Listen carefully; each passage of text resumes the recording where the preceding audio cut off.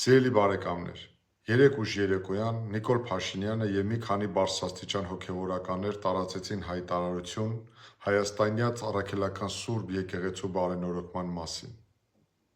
Ես հեռու եմ այն մտքից, որ մեր եկեղեցին բարենորոգման անհրաժեշտություն չունի։ Ճիշտ հակառակը, վերջի ամիսների ընթացքում տեղի ունեցած իրադարձությունները ինձ բերել են այն համոզման, որ բարենորոգումները եկեղեցուն ոչ միայն անհրաժեշտ են, այլև պարտադիր։ Այլ հարց է, թե այդ բարենորոգումները ինչպես պետք է իրականացվեն և ամենակարևորը ում կողմից պետք է իրականացվեն։ Ես եկել եմ նաև այն համոզմանը, որ քանի դեռ Նիկոլ Փաշինյանը շարունակում թելադրել մեր հանրային ու քաղաքական օրակարգը, ուրեմն պետք է համակերպվեք այն մտքի հետ, որ երկրի հիմնական խնդիրների լուծումը թողած, նա շարունակելու է մեր ժողովրդին զբաղեցնել իր աղոթքներով, պատարակներով, բանաստեղծություններով, հարվածային գործիքներով, պոպուլիզմով ու իրականում ոչ մի բան չանելով։ Որ պահին, որ ձևավորվեց իրական քաղաքական այլընտրանքը և այլընտրանքը ձևակերպեց իրատեսական ու ռացիոնալ քաղաքական ծրագիր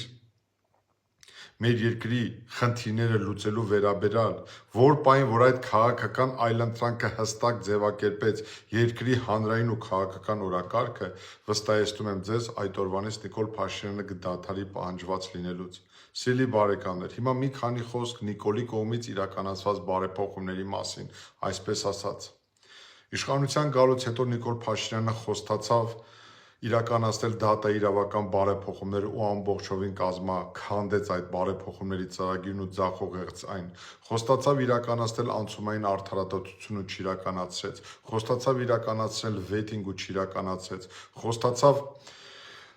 ջարդել կոռուպցիայի ողնաշարը ու այն մնաց անջարդելի։ Խոստացավ պատժել երկիրն ու հասարակությանը թալանողներին,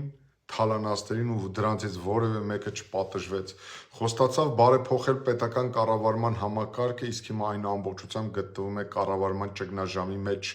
Արցախի պատերազմի, պարտության, խաղաղության